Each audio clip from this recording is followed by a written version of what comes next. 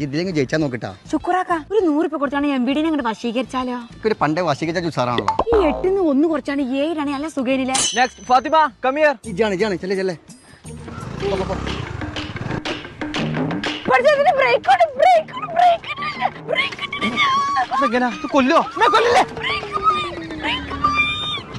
പാത്തോ ഇനി മേലാൾക്ക് ഡ്രൈവിംഗ് ഒലക്ക ടെസ്റ്റ് ആണ് എന്റെ വയറ്റിലാണ് കാലം മുട്ടി തച്ചാണ് പൊട്ടിച്ചും. ഇത് നിങ്ങൾ പെണ്ണുങ്ങൾക്ക് പറഞ്ഞ പരിപാടിയില്ല. നിങ്ങൾ അടുക്കളയിൽ തന്നെ ഉത്തരം കേട്ടാ ഒലക്ക.